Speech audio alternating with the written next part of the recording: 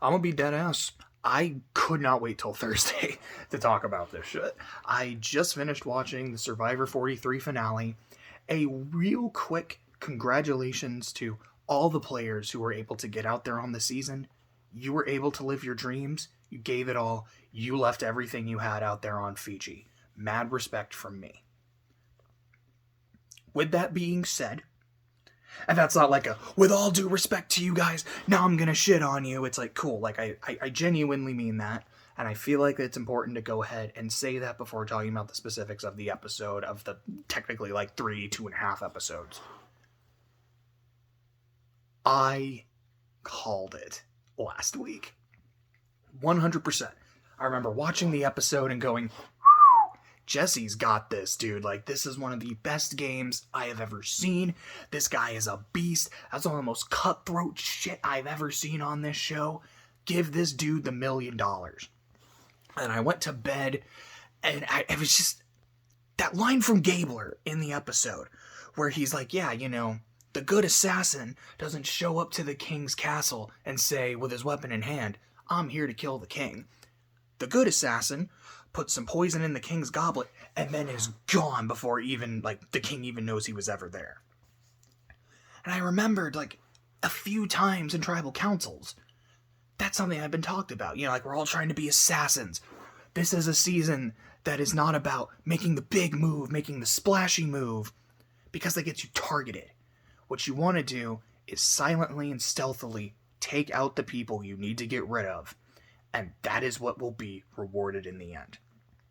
And you even see in the episode, Jesse takes out Cody, uses Cody's idol to flush Carla's idol, gets both of those played, stabs his biggest ally in the back, and it is this crazy huge move, and it's like, damn, got the entire jury's respect. Maybe not Cody's respect, Cody was definitely mad, but everyone else at least is like, damn, Jesse just did that.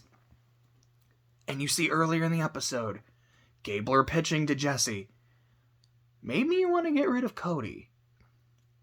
And I remembered that, I was like, oh, Jesse showed up to the castle ready to kill the king, and he did it. But now he has to get away. He's got the idol. He has a free path to 4. But he is not good in challenges, and no one is bringing him. He has to win fire. With how bad he has in challenges, I don't know if he makes it. Gabler, on the other hand, put some poison in the king's goblet, and then went about his business. And he still got the person he wanted out. I think the edit just told us Gabler is going to win, and subtly just explained why. And lo and behold, Jesse does not win fire. Gabler takes it. I'm not exactly sure how many people are on the jury at the end. It's either 8 or 9. He got all but 1 vote. James voted for Cassidy, and the two of them hugging at the end. She's like, did you vote for me? Yeah, that was very sweet, very heartwarming, but holy shit, man. So, I mean, like I said, congrats to everybody, but Gabler as the winner, huge congrats to you, man. The fucking Allie Gabler shit had me howling, and I think that's another big reason why I think that's the reason why he won. What the edit told us, what the story told us was, the reason Gabler won was he was able to be the best assassin. Because he was able to get rid of the people he wanted without being targeted. Yes, Cassidy talks in the episode about how she had essentially a hit list. She's like, I kept mental stock of every person who has targeted me. And every single one of those people is sitting on the jury. I have been in on either every vote or pretty much every vote in the merge. I've been in the driver's seat. A lot of people aren't crediting with me with it. They might credit Jesse, they might credit Carla, but I am just as important to all this shit as they are. Fair. Very good argument. How many times has Cass been targeted, though? She almost went home on the Ryan vote. The Sammy vote where she won immunity. There was a chance she could have gone home in the earlier tribal when Carla goes, because Jesse's like, I really want to take out Cass, but I mean, I guess I'll take out Carla. I think there was another one where it was like, yeah, like there's Cassidy, like she's very heavily targeted, and then she wins immunity. Now again, yes, anytime she was targeted, she A, got out of it, and 2, ended up getting rid of the people that were targeting her. That's a good assassin. A better assassin is never targeted because no one sees them coming. And there was a bit in Final Tribal where Gabler talks about that. He's like, yeah, like everyone here, I was the only person who never got his name written down the entire season. By the way, I really hope you guys write my name down tonight. And Cassie's like, I just kind of want to interrupt that real quick. Do you think the reason your name was never written down is because no one perceived you as a threat? Which I think is a very fair response from her. It's like, look, like, yeah, that's great. No one ever wrote your name down, but they didn't do it because they didn't think you were a threat. Congratulations, no one saw you as important. But then Jesse comes to his defense. He's like, yes, but Gabler has specifically explained to us, A, he wanted us to not think he was a threat, and 2, he was a threat the entire time. He was able to play it so well, though, that we didn't see him coming until it was too late. I'm like, that's why. And I found it interesting that Castle was kind of set him up for that. And then at the end of Final Tribal, I know I said there's another reason why he went to, and I'll talk about that in a second. I'm not forgetting. Maybe I end up will in the end, but let me go and put my pin in there. So, the other thing that happens at the end of Final Tribal is, I think it's Jesse asked the last question. It's like, tell us a time about when you really persuaded people. And poor Owen's like, I was never the driving force in a vote. I didn't.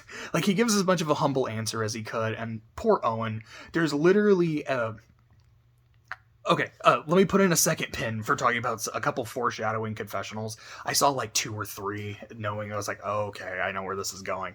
Anyways, Owen's like, I didn't do shit, I'm sorry. I tried my best, but I couldn't. Gabler's response is, the Ellie vote. This was someone I wanted gone, this is someone who didn't trust me, so I planted the seeds to make sure other people didn't trust her, so I could get her gone, and then my game changed after that, because that's when I went Allie Gabler, I was below the water and shit, and, he had the jury laughing, had the jury eating out of the palm of his hand, he had me cracking up, and I was like, bro, he's actually about to take this. I was right. How the fuck? And Cass's response is, well, for me, it was the Ryan vote. Again, this is someone who I knew had targeted me in the past. He saw me as a threat. He saw me coming. So I knew I had to get you 3, that's Cody, Jesse, and Gabler, in my corner to get rid of him. And then Ryan's like, okay, sorry to interrupt you, Cass. I know this was like my question. I think it was his question. He's like, I'm not trying to discredit you or anything, but Jesse, Cody, you guys have since told me you were going to vote for me anyways, even without Cass talking. And they're like, yeah, that's absolutely true. They're like, we were with Gabler on that. Gabler's like, yeah, so what happened was the 3 of us, this was the start of our alliance, the Ride or Die alliance. Here's my third pin. We have quite a few. He's like, this was the start of our alliance. We knew going in, if we saw James was on the jury, we were voting Ryan. If we saw James was not on the jury, we were voting Cass. Yes, Cass, you came to us, you made a good pitch, but we already knew what we were doing going in. And that was her last impression on the jury, was saying, it's like, what was the most, not the best move you made, it was like, what was the most persuasive you thought you ever were, where you really got someone to do what you were trying to get them to do?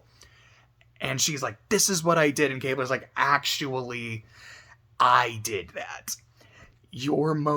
One of your shining moments was actually me. You're like, ooh.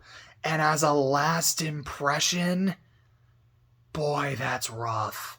I don't know if that's I don't think that's what tipped the scale in his favor, but it helped. I think if anyone was kind of on the fence, I think that is something that made them go Gabler instead of Cass. So I have these lovely imaginary pins. Let's start taking them down. So we'll go reverse order. We'll go foreshadowing. I forgot the second one. Because of fucking course, I forgot what one of them is. It's the other reason, like the actual reason I think Gabler won. Important foreshadowing. Oh, and the foreshadowing was the second one. The third one was the alliance. So let me take that one out before I forget it. The Ride or Die alliance was apparently a trio of Gabler, Cody, and Jesse. The edit did not show that. It showed Cody and Jesse and Gabler doing his own thing. And once they were like talking about it, it's like, yeah, it was this big thing. Like the 3 of us were like really close and shit. And people were like they asked Gabler about his relationships. He's like, yeah, I became part of the Ride or Die. Cody, Jesse, can you guys confirm that? They're like, yeah, like Gabler was our boy. I was like, what? I didn't know that. It reminded me a lot of 41 when Erica and Heather at the end were talked about like they were this power duo. Like, yeah, the two of us were together. We made all these great strategic moves. A lot of shit went through us. I'm like, it did? Really? I genuinely didn't know that. It looked like Shannon and Ricard were the power duo for a lot of this. And then Ricard was just the guy for a while. And, Xander was like kind of floating and shit. And I thought Heather was just furniture. I feel so bad saying that. That's how the edit portrayed her. I'm sure she is a wonderful, lovely woman. I have never met her. I hate saying it. It's like she was just furniture, but she just didn't have much of a presence. And then we find out during Final Tribal, her presence was huge. Like, guys, don't you think we should have known that? And so here, seeing it's like, oh yeah, the three of us were this really big trio, but you really only saw these two, and not the one who was the winner. Now, which does make me wonder, because like, yeah, I mean, we definitely always saw them like talking to Gabler later, but Jesse was always kind of shown as the driver's, like at being in the driver's seat. It does kind of make me wonder, was he? Like, is that the edit just trying to hype up Jesse and then he loses? Or Jesse was in the driver's seat, but Gabler was equally important in the relationship? I don't know, but it was something I thought was interesting to talk about. So now we take out the foreshadowing pin. So there was a part early on in the episode where, because I think Jesse had the first confessional and then Gabler had the second, where, again, he was talking about like being assassins and being stealthy and shit. I'm like, there it is again. This has been the theme of this has been the theme of the merge. He had that really good quote about assassins in the last episode. I think they might be setting it up here. I think they're talking about it. My pick for the finale, I'm still rooting for Jesse. He's played one of the best games I've ever seen, but he's got to get to the end first. And with a move that big, I don't know if he gets to the end. Gabler might do this. Holy shit! The next bit of foreshadowing is, it was Owen won immunity / reward, and he takes Cass. And apparently the two of them were like super close, and I thought they were kind of working together. I didn't know how close they actually were. That's been a thing in modern Survivor, where sometimes like you might get a couple relationships that are like really focused on like Cops Are Us and Winners at War, and then, or like again Shannon Ricard in 41, and then you find out behind the scenes, or they're kind of in Final Tribal, oh yeah, but Erica and Heather, they were ridiculously close. This was the power duo, and you're like, why don't I know some of these big alliances? This is interesting. But the two of them are talking like, okay, so Carla's vulnerable, Jesse's vulnerable because no one knows about his idol. Who do we think is the bigger threat here? Is it Carla for XYZ? Is it Jesse for XYZ? And they're like, well, what about Gabler? What do we think about Gabler? Gabler's not a threat. Yeah, Gabler has no chance of winning. No chance of winning at all. I'm like, oh, okay, so Gabler is winning. 100%. That is foreshadowing. There is no freaking way you included that and didn't mean it as foreshadowing. He is about to take the whole season, and he did. He almost swept them. Holy crap. And speaking of which, I don't remember what the context was, but there was one confessional. Sorry, I was trying to remember the word. One confessional from Owen where he's like, I did not come all this way to become a 0-vote finalist. I'm like, oh, I don't like that they drew attention to that, buddy. I really don't. I was like, the way you're being edited in this episode, it reminds me a lot of Xander in the finale. Getting a lot of screen time, making you seem super likable. You've had this great underdog story. You just haven't been able to do shit consistently. Like, not a lot of power, not a lot of, like, driving behind decisions. You're getting the Xander edit here. You probably are going to be a 0-vote finalist, and I don't want you to be. I feel like you played, like, I like your underdog story. You won 3 immunities. It's very impressive. Wordle King Owen actually tweeted that a couple times. I was like, I very much like the final 3. I feel like that's important to say. I wasn't like, wow, I hate all of them, or I'm disappointed no matter who wins. A lot of that was because I kind of went in going, Jesse's not winning. This is Gabler's to lose. I did not think I would say that after the first episode, but here we are. I'm like, I actually like all 3 of them by the end. But how to talk about that foreshadowing. Also, I noticed in the fire-making tribal council, there's a point where they're talking, and Gabler just looks over, and there's a shot of him just staring at the fire-making shit. And I remember looking at that. I think I also tweeted, I was like, that is a shot of an assassin just looking at his tools. He is coming for King Jesse. And that's exactly what happened, man. So yeah, let's go ahead and take out that final pen. The reason I think Gabler won over Cass, it is not because she did not take out Jesse in fire making, in my opinion. You know, that could be something, because I'm actually not watching the reunion. Maybe that's something they're talking about right now. Maybe that's something in like some of the like Rob Has a Podcast videos or other stuff. It's going to come out that, oh yeah, that was a huge factor. I hope it isn't. Because I think that's stupid. Depending on the circumstances, like Chris Underwood needed to do that. I mean, literally the entire jury talked about it. Like, this is what we would have to do to win the game. But I feel like if you had played a good game, whether it's through winning a lot of immunities, which Cass did, being a driving force, or at least very much in on a lot of votes, like Cass was, you should not have to do something like that. I won my spot. I earned my spot. I don't have to prove shit to anybody. No, I still have to plead my case at the end, and I have to do a better job than Thing 1 and Thing 2, whoever they may be. But, like, because Jesse's like, hey, I think you need to take me out. I think that's what will propel your game. And Cass is like, but I've earned it. I don't need to. And then Noelle brings the same thing up, and she's like, no, I earned it. I think she defended herself well. And on the flip side, I think Gabler being the one to take out Jesse earned him some brownie points, but I don't think it's what tipped the scale in his favor, which I know I said earlier, so there's maybe a couple things that did, but for me, the biggest thing, it's what Survivor always comes down to: relationships. They literally, when the jury is talking at the start of the, like right before Final Tribal Council happens, I don't remember who it was. I'm actually really trying to remember who it was, but I think it might have been Sammy, who had said, he's like, the thing I want to hear from Gabler is him talking about his relationships and how he was so close to so many people, and that's what got him further in the game, because that I think was his game, and if he owns that, he might not necessarily get my vote, but that's a big thing toward it. Because he even says, Gabler's like, look, my game was all about relationships. I was close to these people. Like, I was part of, my yellow crew, my Baka, like the Baka boys. And then, I became friends with the Ride or Die guys. When we were at 10, I had 3 different ways to get to 7. When we were at 7, I had like 2 different ways to get to 5. When I was at 5, I was basically guaranteed a spot at 3. Because I had all of these relationships. I built it with you. I built it with you. I built it with you. Every single person here had an alliance with me at some point. Some of us even had like nicknames for our alliances. I got everyone out here to trust me and to like me. And that goes such a long way. And I feel like, looking back on the season, I don't know how much of that we actually saw. Especially with like his feud with Ellie. But I feel like I can say we didn't really see that with Cass. And not to say like, oh yeah, she was a pure game bot. She had no relationships. She had a very good relationship with Carla.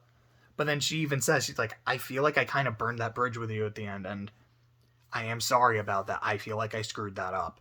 I'm not trying to pander to you, but I acknowledge that. Whether she was actually trying to pander to her or not, I don't know. And then James voted for her, and it seemed like whether he genuinely thought she played a better game or not, it seems like he's like, yeah, you were a very good friend of mine. Like, congrats. I really hope you win. And again, like the two of them just hugging at the end was really fucking sweet. I loved that. But as I was saying earlier, when Gabler is pitching his case, he's telling jokes, he's making puns, he's doing the whole Allie Gabler thing, and the jury is howling with laughter. They're eating out of the palm of his hands. It reminds me of Tony in Winners at War, when he's talking about like his spy nest and all that shit. They're having such a good time. That shit is so important. You are trying to convince these people that you deserve to win. Not that you deserve to win, that they should vote for you. There's a slight difference. Deserve is, I played the best game. If you guys are all logical, you will see this and your vote will come my way.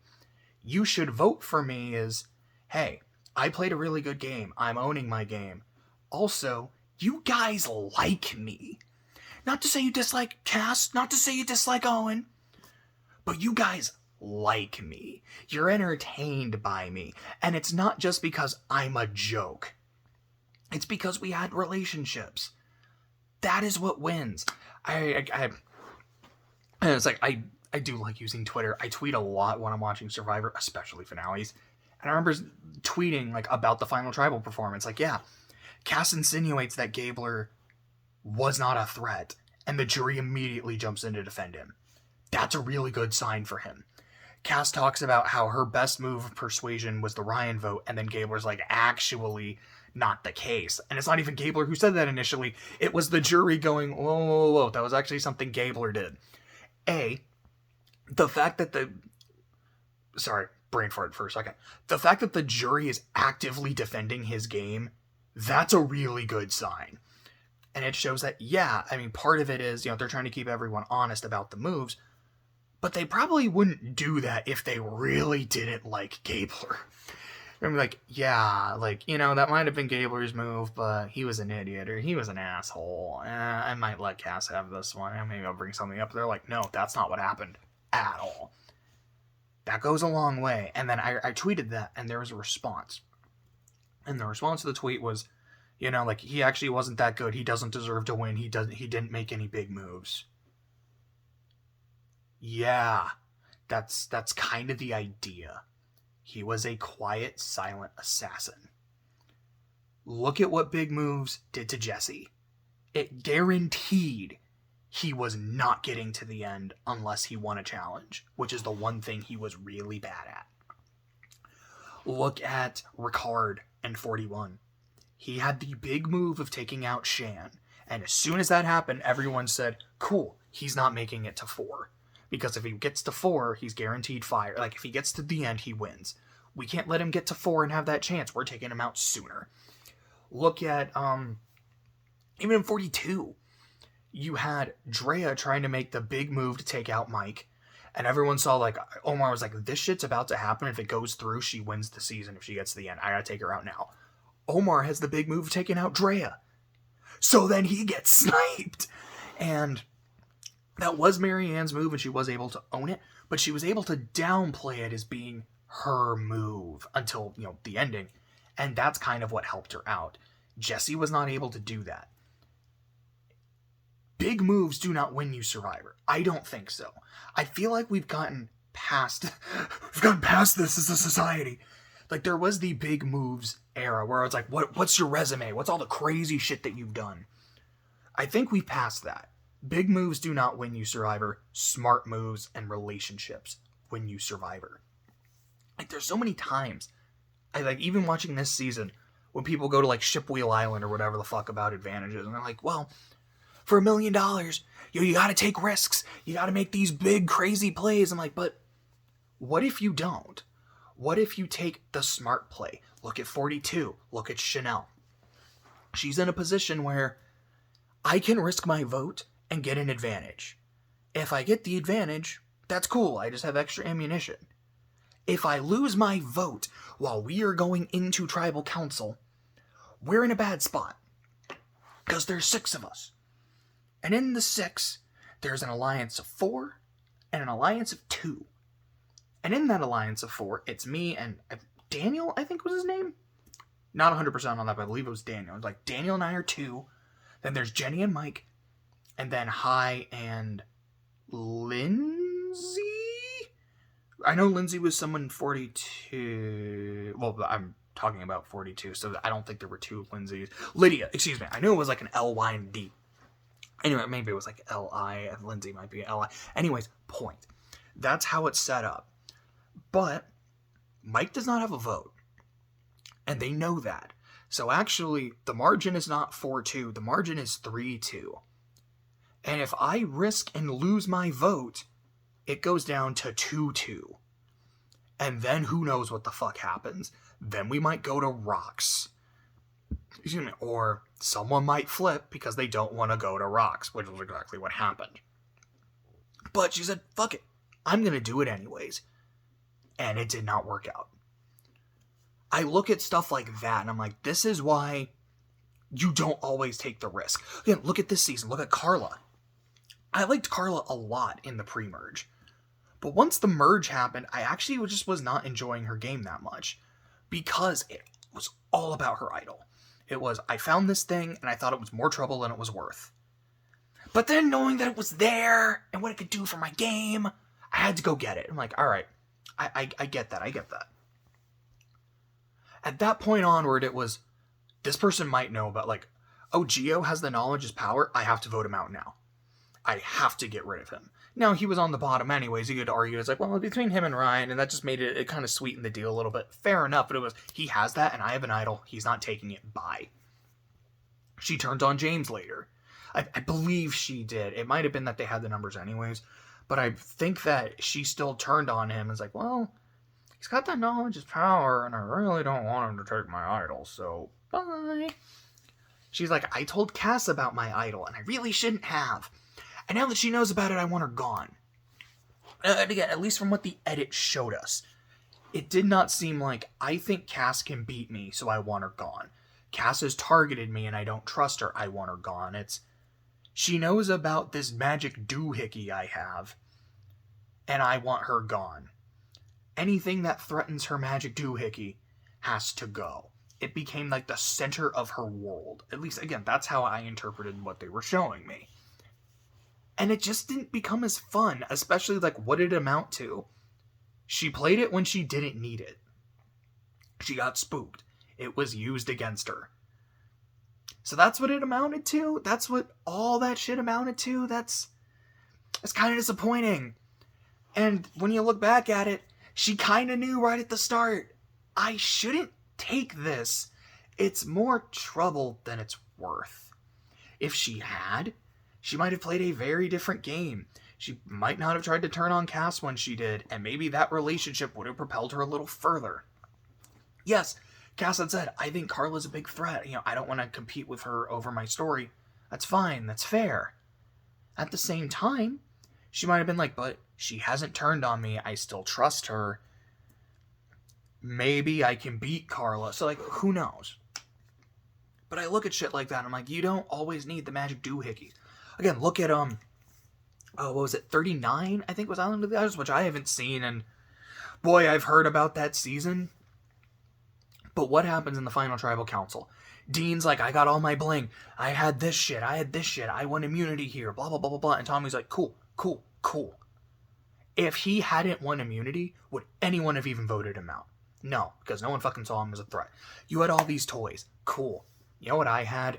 Relationships. I had strategy. I knew this person and this person and this person. I always had the shit I needed to get me further. That is what wins you Survivor. Smart moves and good relationships. Big moves can help, but they help putting a target on your back. Because you are not going to get to the end if you start doing flashy shit. If you do, either A, immunity God, or 2, people kept you around because you essentially agreed to be their shields, and then when they wanted to get rid of you, like clutch advantage play, clutch immunity win, whatever. So that's very impressive. I mean, both of those. I mean, if you can win multiple immunities, that's badass. And shout out to I almost said Carla. Wait, I think Carla did win multiple immunity. I think she won 2. So yeah, shout out to Carla. Shout out to Cash. Shout out to Owen for that. Great shit.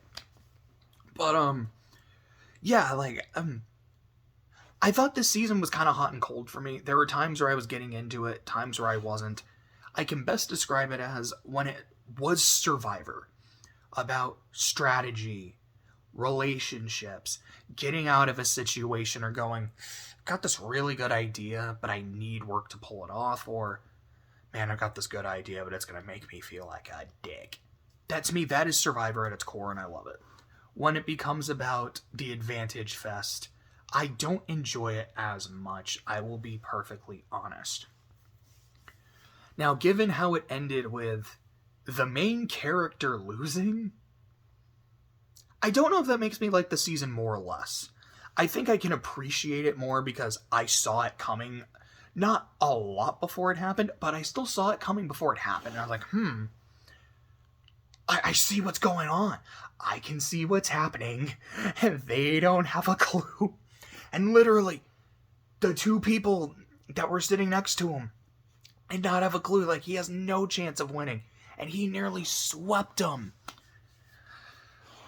I have not seen every season. I can be honest about that. There's a good handful. It's mostly in the 30s. And it's not like, oh, I stopped watching the show, it was ass. Or like, there's a good chunk where I just didn't have access to the TV.